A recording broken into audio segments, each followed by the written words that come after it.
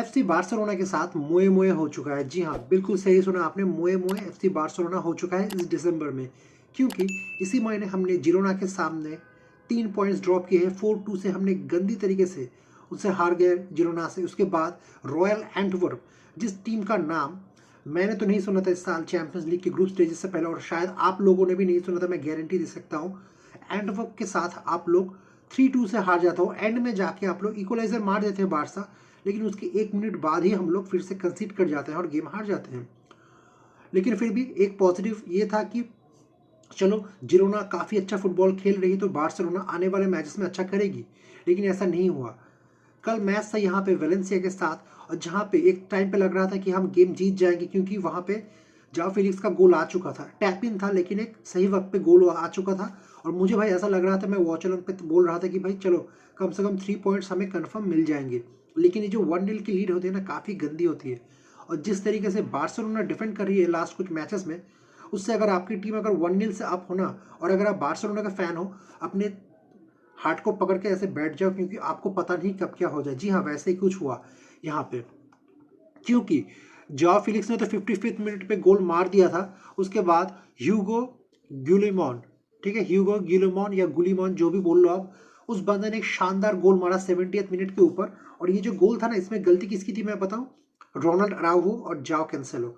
और उसका रीजन भी देता हूं। देखो, जब बॉल बॉक्स के अंदर बाउंस हुआ था ना, अगर आप हाईलाइट्स देखोगे इस गोल का, 70th मिनट के पास बॉल बॉक्स के अंदर 2 बार बाउंस हुआ। उसके बाद वो बंदे के पास गया जिसने शॉट लिया और गोल हो गया। लेकिन उस वक्त अराउहो और कैंसेलो, ये दोनों के पास मौका था कि वो क्लोज डाउन करे बॉल को। क्लियर अगर नहीं भी कर पाते, क्लोज डाउन करते, तो एटलीस्ट डिफ्लेक्शन लग जाता। लेकिन इन दोनों ने अपने जगह से हिलने की भी कोशिश नहीं की, चाहे वो अराउहो हो जाए या फिर यहाँ पे अपने जाओ कैंसेलो। कुंडे और जो बाल्डे थे, वो दोनों अपने अपने जो जिनको वो लोग मार्क कर रहे थे उनको साथ वो लोग बिजी थे, इसलिए वो लोग आगे नहीं आ पाए। और इसी का फायदा उठा के वहां पे ह्यूगो गिलमोर ने एक शानदार गोल मार दिया, और इनियाकी पेना के लिए कोई मौका नहीं छोड़ा कि वो गोल सेव कर पाए। और इसी के चलते बार्सिलोना ने 1-1 से इस गेम को ड्रॉ किया और 2 पॉइंट्स ड्रॉप कर दिए।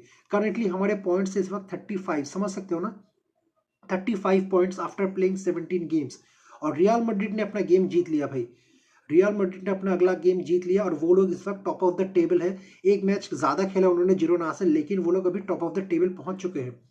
तो सीन्स कुछ इस तरीके के हैं भाई। अगर आप बारसा फैन हो ना, तो टाइटल रेस आपसे बहुत दूर जा चुका है, क्योंकि जिरोना अगर अपना अगला गेम जीत जाती है तो डायरेक्टली 9 पॉइंट से हम पीछे हो जाएंगे टॉप ऑफ द टेबल वाले टीम से। टॉप 4 हम लोग मैनेज कर लेंगे, ये मुझे भी पता है, आपको भी पता है कि टॉप 4 में बार्सिलोना जैसे जैसे आ जाएगी, क्योंकि ला लीगा है, प्रीमियर लीग नहीं है। लेकिन चैंपियंस लीग की बात करें ना, चैंपियंस लीग को अगर आप ला लीगा ना जीते, तो आपको चाहिए कि जावी भाई कुछ करो, चैंपियंस लीग में एटलीस्ट हमें क्वार्टर फाइनल से ले जाओ, ताकि फाइनेंशियली बारसा को थोड़ा सा पुश मिले। कोपा डेल रे अगर आप यहाँ पे ला लीगा हारते हो ना, रियल या जिरोना जिससे भी हार जाओ, आपको कोपा डेल रे जीतना पड़ेगा, स्पेनिश सुपर कप जीतना पड़ेगा, वरना ये सीजन हमारा खत्म हो चुका होगा। थोड़ा सा पेशेंस रखो भाई जावी के साथ। जनवरी में विक्टर रुक आ जाएगा, उसके बाद गियोवानी डिसोल्सो लोन पे आ सकता है स्पर्स से, तो बहुत सारे प्रॉब्लम्स जो है वो सॉल्व हो सकते हैं। और बात करें भाई परफॉर्मेंस के ऊपर, इस गेम में सबसे बढ़िया मुझे जो परफॉर्मेंस लगा वो था फ्रैंकी डियोंग का। बहुत सारे लोग मुझसे आर्ग्यू करेंगे, लेकिन भाई फ्रैंकी डियोंग ही था जिसने मिडफील्ड को बांध के रखा था। गुंडोगन क्योंकि पुश कर रहा था, पेड्री पुश कर रहा था, और डियोंग का काम था डिफेंसिव स्ट्रक्चर को मेंटेन करने में, अराहो, कुंडे और यहाँ पे कैंसेलो की मदद करना, क्योंकि कैंसेलो जो है वो बार बार ओवरलैप करेगा। बाल्डे भी ओवरलैप मार रहा था, तो इस चक्कर में क्या हो रहा था, जो थर्ड सेंटर बैक की भूमिका है ना, वो यहाँ पे फ्रैंकी डियोंग निभा रहा था बहुत बार पीछे आके। इसीलिए मेरे लिए तो भाई man of the match Frenkie de Jong है। और बात करें लेवेंडोस्की की, मैं इस गेम से ना ज़्यादा लेवेंडोस्की के ऊपर मैं बहुत गुस्सा था, लेकिन इस गेम में उसने कोशिश की एटलीस्ट एक्रोबैटिक फिनिश करने की, हेडर मारने की, लॉन्ग रेंजर मारने की, लेकिन वो सारे फिनिशेस उस गोलकीपर ने रोक लिए, वेलेंसिया के गोलकीपर ने, क्योंकि वो बन चुका था प्राइम मैनुअल नॉयर, जिसमें हम कुछ नहीं कर सकते थे। लेकिन लेवेंडोस्की ने अच्छी खासी कोशिश की। और लेवेंडोस्की के बाद इस बार जिस प्लेयर से सबसे ज़्यादा मैं नाखुश हूँ वो है भाई रफीनिया।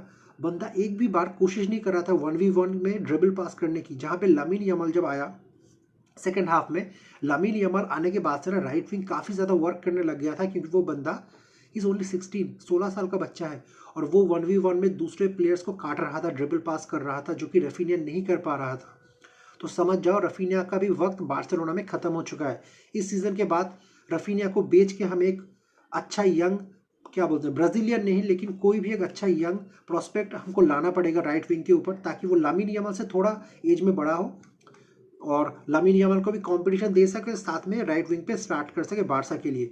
और जाओ फिलिक्स का ये गेम अच्छा गया था, यहाँ पे कैंसेलो बाल्डे भी अच्छा खेले, लेकिन भाई डिफेंसिव स्ट्रक्चर जब तक बारसा ठीक नहीं कर पाएगी ना, हम लोग लीग में और आगे तक नहीं, लीग जीतना तो छोड़ो, लीग में रनर अप बनने की भी कोशिश हम नहीं कर पाएंगे। पिछले सीजन इस वक्त तक, ठीक है, पिछले सीजन हमने 18 गोल आई थिंक खाए थे, इस सीजन ऑलरेडी खा चुके हैं। पिछले पूरे सीजन में हमने जितने गोल कंसीड किए थे, इस सीजन हमने अभी तक सीजन आधा भी नहीं गया और हमने उससे ज़्यादा गोल कंसीड कर दिए हैं ला लीगा में।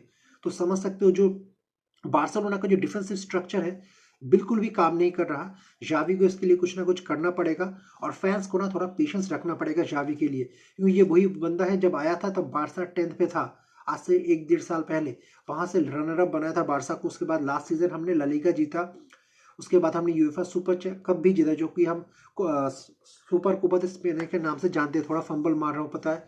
तो ये सब करने के बाद भाई जावी डिजर्व नहीं करते इतना ज़्यादा हेट्रेड।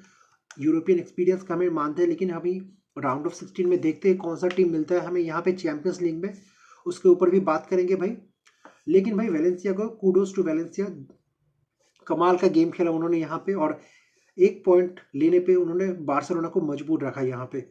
तो देखते हैं भाई अगले मैचेस में बार्सिलोना क्या करते हैं। अगले गेम हमारा है यहाँ पे अल्मेरिया के साथ, जो कि रेलीगेशन बैटल में रहे अभी 20th प्लेस पे, ठीक है, अल्मेरिया। तो देखना पड़ेगा कि वहाँ पे बार्सिलोना कैसे परफॉर्म करती है। तो भाई यही था आज का वीडियो, थोड़ा सा बारसा के ऊपर रैंट बोल सकते हो या पोस्ट मैच रिएक्शन एक फैन के लिए। तो भाई मिलते हैं अगले मैच में बहुत जल्द, या फिर अगले वॉच अलॉन्ग में। तब तक के लिए goodbye and see you soon.